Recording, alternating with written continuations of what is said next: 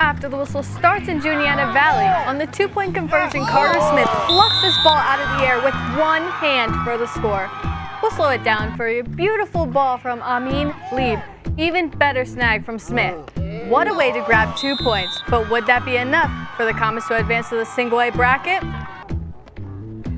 Hello, I'm Cassie Vaselis. We'll have more on that playoff game and several others from around District 6. And I'm Owen Camaros. Penn State prepares for a matchup away against Maryland with a look to extend their streak after beating Indiana. We'll preview that and more coming up on this edition of After the Whistle.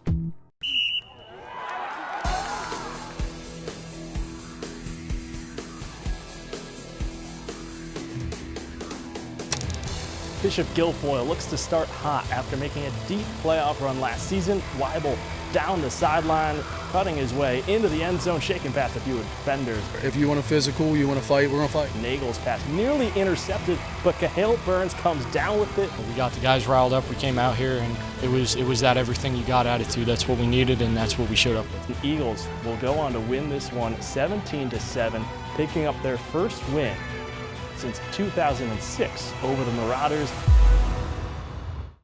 If this matchup sounds familiar, that's because it's a rematch of Week 1 when Bald Eagle beat Bishop Guilfoyle 17-7. That win was the start of a 9-1 regular season for the Eagles, whereas the Marauders bounced back from this loss and went on to finish 6-4 on the season. Let's take a look at how tonight's rematch went down as Bishop Guilfoyle traveled out to the same stadium to take on Bald Eagle. After beating 9-1 Penn Cambria last week, Bald Eagle hosts Bishop Guilfoyle. First play of the second quarter, Carson Nagel hands the ball off to Cameron Dubbs, who forces his way into the end zone for the 1-yard score. Later in the second, Nagel hands the ball off to Dubbs once again, and he scores to extend Bald Eagle's lead to 17-0 heading into the half. Look at his teammates celebrating around him. Early in the third quarter, you can stop me if you've seen this one before, Nagel hands it to Dubbs, and he walks in for the hat trick, his third touchdown of the game to make it 24-0. On to the fourth quarter, Nick Weibel will take the handoff from his quarterback. He will run it, he will juke, he will slide, he will move, he will slide off of this one defender here. He will juke another defender and get into the end zone for the score to make it 30-0. Bishop Guilfoyle scores 2 fourth-quarter touchdowns, but it was too little too late as Bald Eagle flies to a 36-14 victory, the second time they've defeated BG this season. Bald Eagle advances to the Class 2A semifinals, where they'll battle Forest Hills. Our Game of the Week reporter, Nico Rodriguez, was at Alumni Stadium to witness the action. Nico, what happened? Yeah, Owen, so it was an offensive beatdown by Bald Eagle with Cameron Dubbs scoring 3 times. Let's check it out. Bald Eagle and Bishop Guilfoyle meet once again, this time in playoff fashion.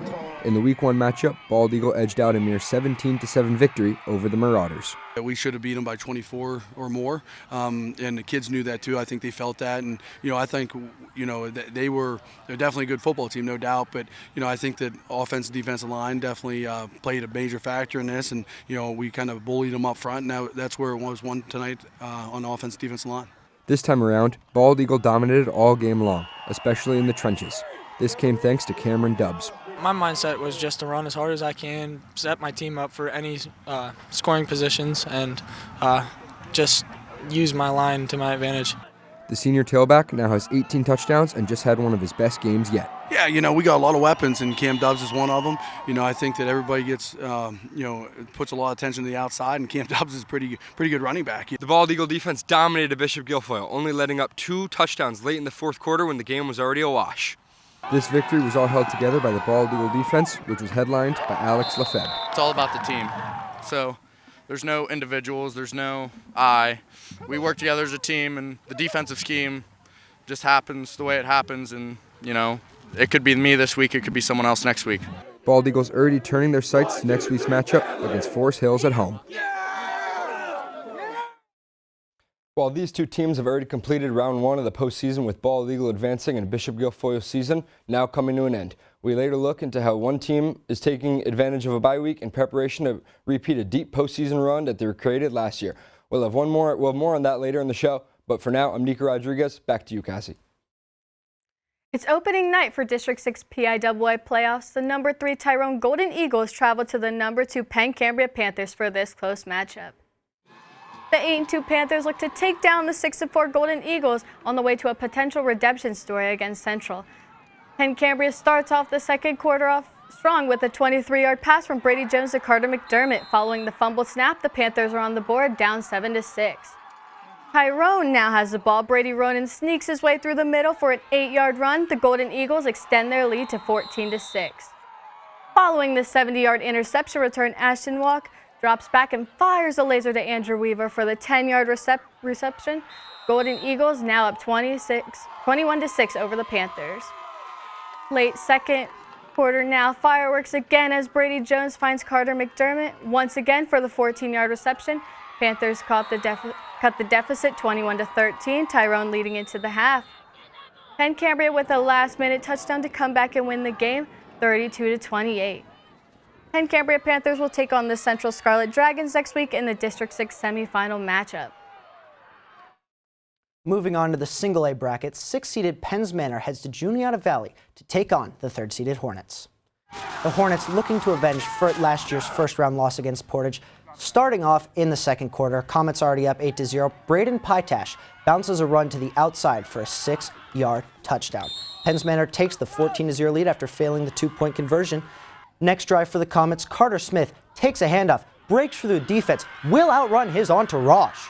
And as Penns Manor extends their lead 20-0 after failing another 2-point conversion.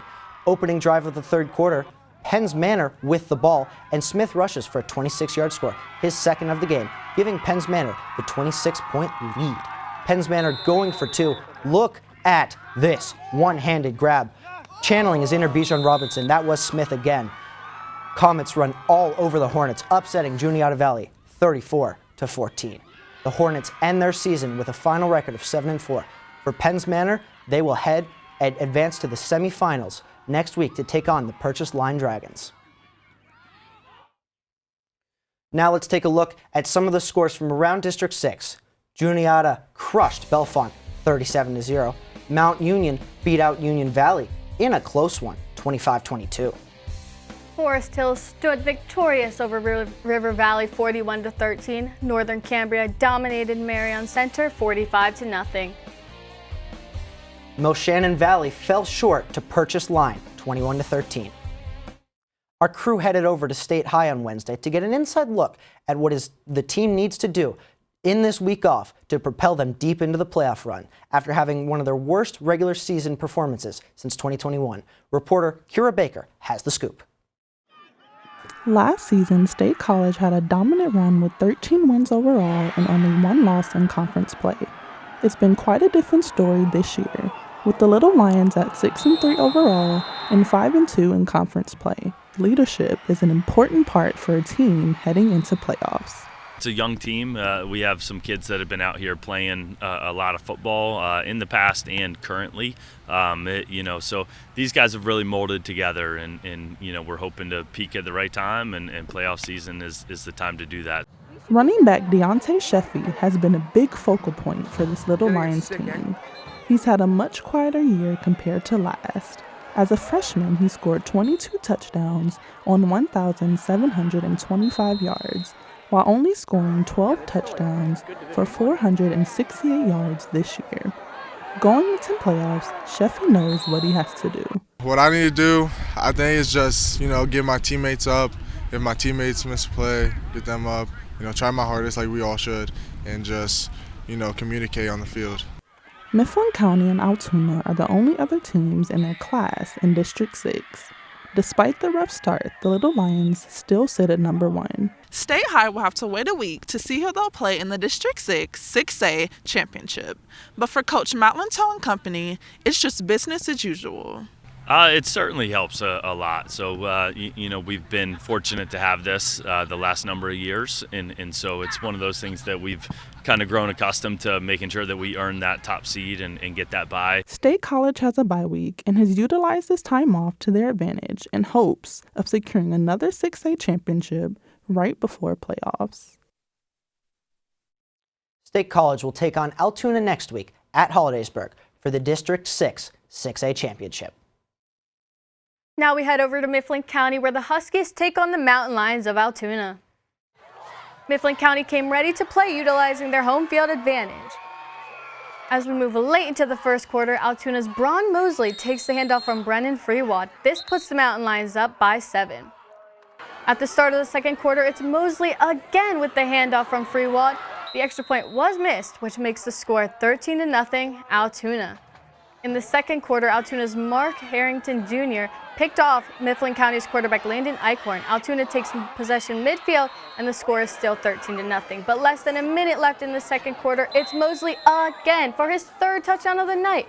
Altoona went into the half leading 19-0. Each team would add on one more score to finish off the game. Altoona would take the win 26-8. Altoona takes on State High next Friday at Hollidaysburg. Unfortunately for Mifflin County, their season has come to an end. 5-4 Hollidaysburg takes on Central Mountain from Mansion Park in Altoona for the 5A final. First quarter, Golden Tigers drive down the field with ease as Jack Steiner takes the handoff into the end zone for a touchdown. Hollidaysburg holds on to the 7-0 lead through the first quarter.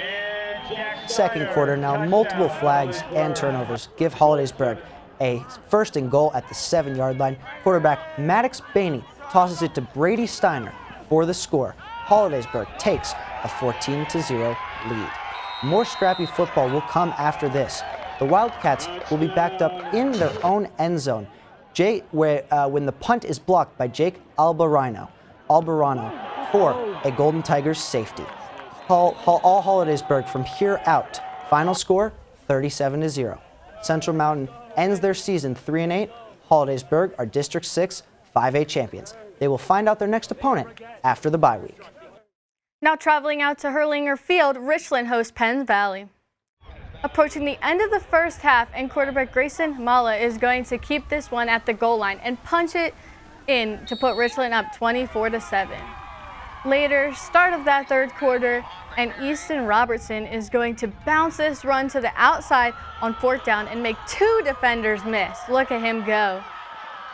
Later in that drive, though, it's Robertson again, and he'll power his way in for the score as the Richland Rams go on to win this one, 45-7.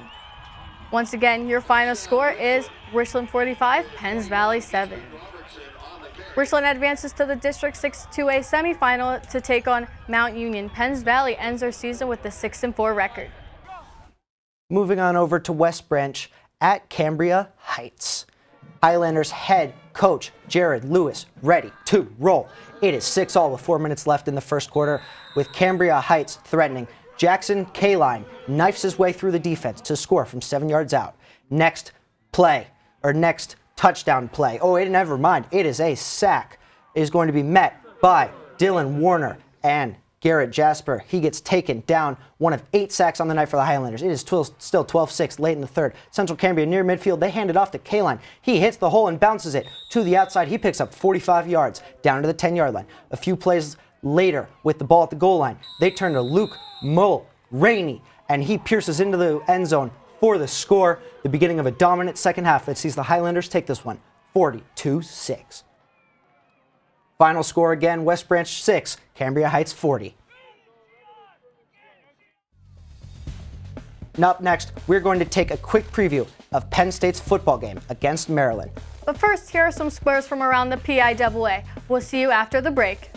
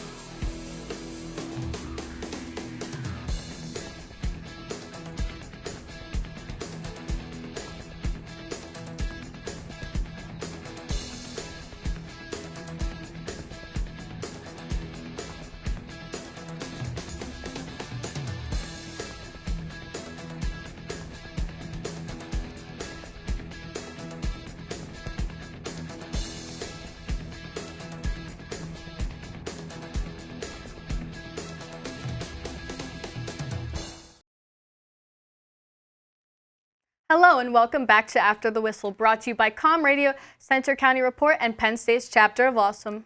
Now let's take a look at how Penn State was able to clinch a last-minute win against Indiana last weekend at home. Reporter Tim Rogers has more. The Nittany Lions expected a big rebound win after a tough loss to Ohio State.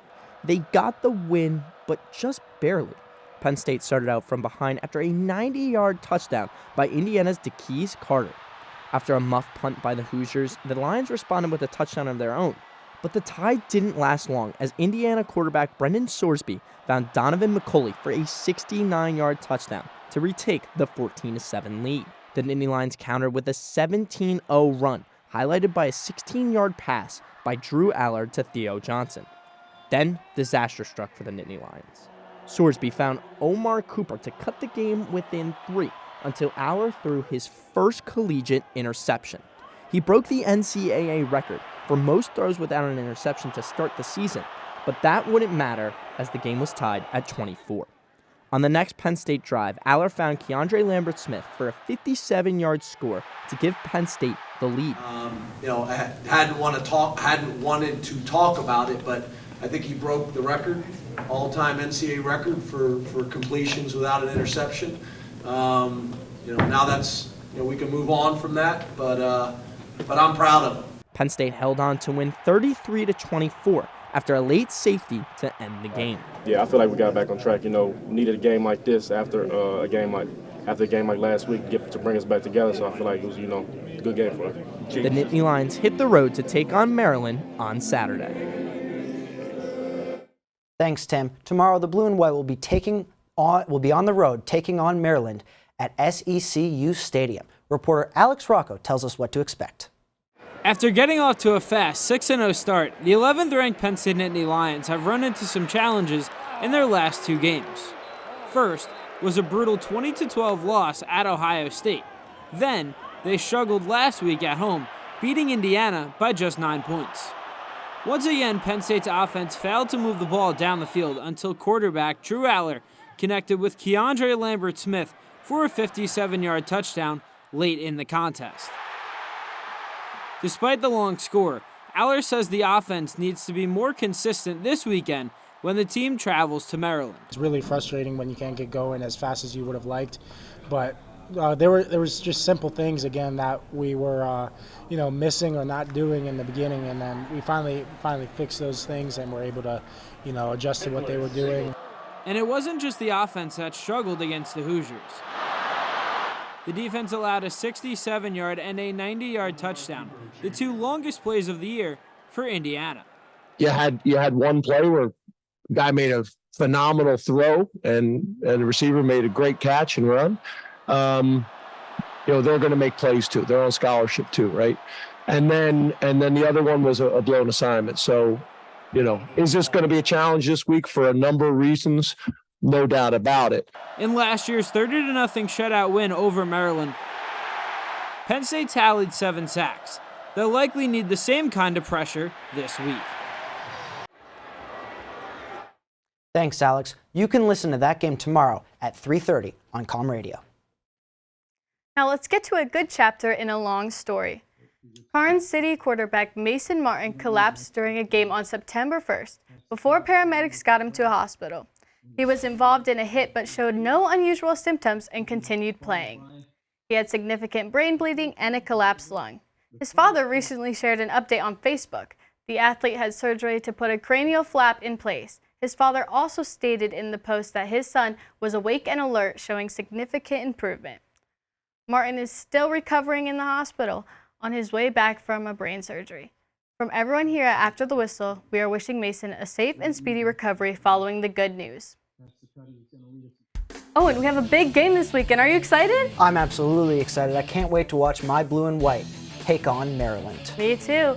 Well, that's a wrap for Week 11. Join us next week as our coverage continues from around District 6. I'm Cassie Vaselis.